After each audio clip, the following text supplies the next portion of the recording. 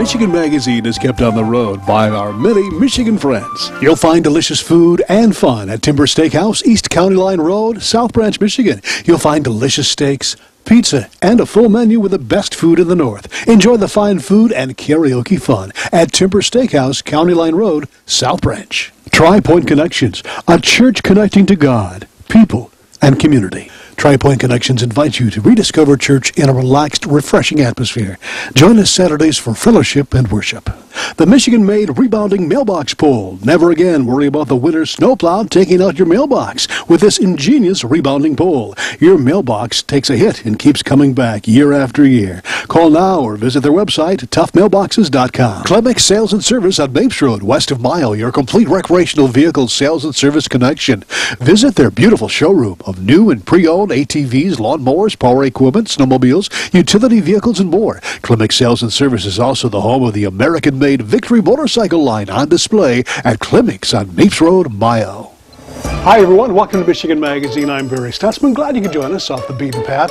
With the questionable state of today's job market and economy, we're heading to Edmore, Michigan to show you one company whose purpose was not only to sell quality wood furniture, but more importantly, to keep their family of workers on the job. It's Lakeland Mills, whose bottom line is their loyal employees first and foremost.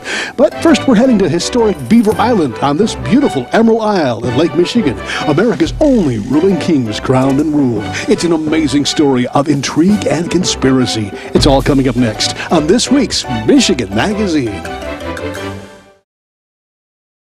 Vacation. Don't make the planning of it more than what you're trying to get away from. At northernmichigancabinrentals.com, you can choose from over 2,500 cabins, cottages, lodges, resorts, lakefront vacation home rentals, and more. Whatever experience you're looking for, from rustic to luxury and everything in between. No more rustling with telephone books. No more endless internet searches. Just one site with over 2,500 Northern Michigan destinations. northernmichigancabinrentals.com. It's been dubbed Michigan's Emerald Isle, this beautiful gem of an island located approximately 30 miles off Michigan's northwest coast. Its true name is Beaver Island. The Emerald Isle label derives from the early Irish settlers that made this Lake Michigan oasis their home. It wasn't the island's ancestry that drew Michigan Magazine there, or the beautiful wilderness, but two unique characters that made the island their home. One, a self-proclaimed king, King Jesse Strang, the only man ever crowned king in the continental United States, and the other a beloved man known as Protar. Our flight from mid-Michigan to the island took only an hour, as compared to the 2-hour ferry trip available from coastal communities.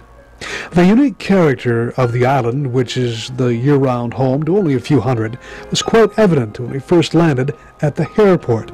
No, you heard right, the Hairport. After taxiing around bouncing bunnies, we made our way to St. James and the Area Historical Society, where we talked with historian Shirley Gladish about, first, King Jesse Strang. Well, James Jesse Strang was born in New York State, and he was a very, very clever man, an intellectual young farm lad who trained himself to be a newspaper editor, was admitted to the bar, so forth, school teacher, lecturer, so forth. He got very much interested in becoming somebody in the world, and this farm life didn't suit him very well. He managed after a while to migrate to Wisconsin, and there he met up with the Mormon group, which had just also come from New York State out to the west, to what we call Midwest. And in Wisconsin, he had heard of Joseph Smith, the founder of Mormonism, went down to meet him, was baptized, and there was an immediate rapport between these men. Smith thought very highly of him, and he was then sent to establish a stake in Wisconsin. Well, with the assassination of Joseph Smith, a very interesting thing happened. Right out of the blue, out of heaven, came down a message to James Jesse Strang that he was to be the leader of the group. And so coincidentally there came a letter from Joseph Smith, which is somewhat controversial, I should say, saying the same thing. So off went Strang down to claim his leadership of the group. It didn't work out quite as well as he'd anticipated, and Brigham Young took the majority of the people out to Utah. Strang established a colony in Wisconsin, and he had a rather interesting. The details are fascinating, and if you ever have a chance to read some of the material, I should show it to you, probably. Roger Van Noord has written a marvelous book called The King of Beaver Island and His Assassination. And we also have several other publications. The details of this are intriguing. But anyhow, after a while, things began to get a little sticky in Wisconsin. And as Strang was traveling eastward to recruit more members from the East Coast, he passed by the Beaver Islands, as one would on the water route to New York. He found the marvelous little groups of islands, and he felt that, aha, now I've got it. He found that they were, in his view at least, fertile and isolated, point two, and what's more, free. He felt that he could take these islands and claim them for the Mormons. So he claimed more than just Beaver Island. Yes, he did. He claimed the islands of Lake Michigan, and he petitioned the president to give him these islands in recompense for the wrongs that had been done to the Mormons over the years. He got no real response on that score, but he came in and established them. This was not opened yet for settlement, but was just on the verge, so that he felt that by preemptive settlement he could pretty well do what he wanted. Well, did the Irish or the current settlers here before him have anything to say about this? Any reaction from them when they saw this gentleman taking over their area? There were about 150 people on the island. They came from Mackinac, settled, and they were trading with the Indians, fur, fish, and that kind of thing. And they were not particularly pleased, but Strang came in, and he was very clever at establishing himself politically and economically, and he simply pushed and shoved. By 1852, he had all those people off the island. They were very fearful, and they simply moved off. So this set the tone of the mainland for what was about to come. What time period would you say when he first decided on this and when he had actually claimed the island? Well, he came over in 1847 for a look. He came back with, perhaps a dozen settlers in 48. In 49, a few more. In fact, he must have had quite a few by then, because it was in 1850 that he had himself crowned king, and he had quite a settlement here. One thing that he had done, a very dramatic thing, was to have acquired 5 wives for himself in the process of his reign. He brought back his second wife at the time of the crowning, and she had traveled with him as his secretary, disguised as a young man in his East Coast travels. And then he took 2 more wives, and they had built a home and all lived together quite amicably. But the process of the mainland people feeling aggravated, and his own tendency to rule with a very iron hand, led to his downfall. A very complicated process, which I'm sure you would enjoy reading about. He was elected to the state legislature. He, in effect, ruled all of northern Michigan at a time. Established Emmett County. You know, they did many interesting details of the process. But what in fact happened was that he was shot by 2 of his own followers, and very handily the USS Michigan was in the harbor, and he was on his way to visit the captain. So there's an undercurrent of possible conspiracy that has never been proved, but at any rate, he was shot. He didn't die immediately, but was transferred to Wisconsin for safety. And then the two assassins were taken to Mackinac Island, and after being put in jail for 5 minutes, the crowd said 3 cheers and let them go. And then came another very dramatic part of the story. He neglected to appoint a successor, so that the people were sort of standing here waiting for something to come down from heaven and tell them what to do. And while they were doing that, in came the people from the mainland who had real grievances, and but not to the extent of what they did. They took the Mormons at gunpoint, actually, and put them on the boats without any very conveniently arrayed boats, without any of their possessions, and just shipped them off and dropped them on the dock at Chicago or Milwaukee or various points on the Great Lakes. And then in came the settlers. And so it's quite dramatic. So there you have a brief history on one of Beaver Island's and Michigan's more colorful characters, King Jesse Strang. Our Beaver Island visit continues in another edition of Michigan Magazine, as we learn of another more beloved character, Protar, along with a little more Emerald Isle history, and what Beaver Island is today, all on another edition of Michigan Magazine.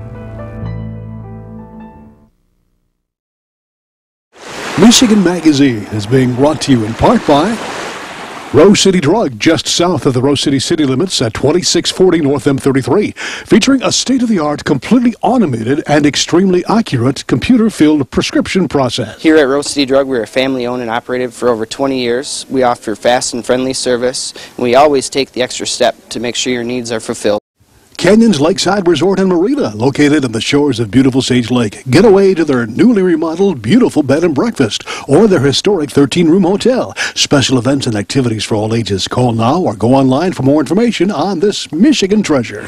33 Motorsports Park, family racing fun for all ages and skill levels. 3 tracks located on M33 in Oscoda County. Come watch or join in the action all year long. Developed for motorcycles, quads, UTVs, and snowmobiles. 33 Motorsports Park. Discount Foods downtown Mayo. Find national name brand foods and merchandise at sharply discounted prices. Shop the smart way and please the family without breaking the budget. Discount Foods downtown Mayo. What does one do if they suddenly find out their job is in jeopardy? The business that they worked for has decided to call it quits. Bankruptcy. Well, if you're like these two mid-Michigan men, Calvin Hunt and Bob Jensen of Edmore, you look into the possibilities of buying the company to secure your job security for your family and fellow employees. As far-fetched as that scenario sounds, that's kind of what took place back in 1991 when the cedar furniture manufacturing company they worked for many years was about to close. Bob, Calvin, and another former employee took over and with an unparalleled determination took the floundering organization into a new and exciting era to become a multi-million-dollar outdoor and indoor rustic furniture company that's been providing a livelihood for dozens of employees. Now, wooden, outdoor, and indoor rustic furniture manufactured by Lakeland Mills can be found not only at the big box stores like Walmart, but also on the internet. Lakeland Mills' roots actually extend back to the 1920s, when it was started by the Great Lakes Adventist Academy of Holly, where students were given the chance to work as trainees.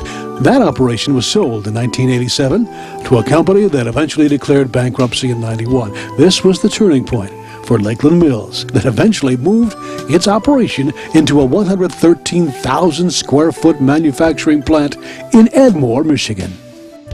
We've been making cedar log furniture, outdoor cedar log furniture, since we bought it in 1991, and it goes back even further than that. The log furniture was actually started in about 1950, and the trellis is what started in 1928. So we've been making the outdoor stuff for quite a few years, and about 10 years ago we diversified a little more and started making indoor log furniture, bunk beds, things of that nature that people use inside their homes. And then last fall, we took another turn. Calvin's son was actually the first person ever to put our stuff on the internet, and that was 12 years ago. And since then, we've picked up a lot more internet retailers. People that used to sell through catalogs and mail order have now switched and done internet. Your major retailers. They also have internet. It changes our season. When we were just making outdoor furniture, we had a season from New Year's Day to Memorial Day. And the other half of the year, we sold very little. Selling over the internet means the retail customer decides when they want to buy it. And so it's extended the season, and adding in the indoor furniture has also extended the season because that has no season. It's a different market. So we traditionally marketed our trellises and log furniture through traditional retailers. You can buy them in Menards, Meyer stores, Ace Hardwares. But the handcrafted stuff is done all over the internet. Customers go to a website, our website, lakelandmills.com, or others, and buy right online, and we deliver directly to their door. And so it's a different market, different customer. I think it's quality, because we send stuff to doctors, we send stuff to people that's the only purchase they're going to make for the year. People want something that will last, and this is made in the U.S., and we've seen so much stuff that doesn't last that's made other places. We have people call and ask us for parts for swings to repair them that have had their swings for 15, 20 years. And so people like something that will last, and I've talked to all sorts of people. We ship all over the country, and a week ago we shipped a bed to Sweden, and we've shipped truckloads into Canada and to Norway, and got another truck going to Norway here in the next week or so. Container load going to Norway. Locally owned and run, Lakeland Mills has the unique opportunity to make innovations that affects directly their customers in a very personal way. Take, for instance, their custom design department, where the Lakeland Mills team works one-on-one with customers to create that very special piece. Well, you know, it's something we've thought about for years, that we ought to do custom furniture for people, but when you're doing a standard production facility, it's very hard to do. My son started offering a few things online other than what we produced, and my youngest son would build them for him. And I seen the ease that he could do that with once he started, got into that. And so when the opportunity came along, then we decided to try that, and we've expanded now just from our custom stuff, that if people really want something, even in our standard line, that we will custom build that for them. And granted, they're going to pay more money for it, but they can have something that nobody else has. With innovations like that, along with happy employees that take pride in producing quality, durable products designed to last a lifetime, the company, despite a recession that's affected everyone, has seen steady growth since 1991. When we bought it in 1991, our first day, which was 10th of February 1991, we had 11 employees, and we did $500,000 of business that year.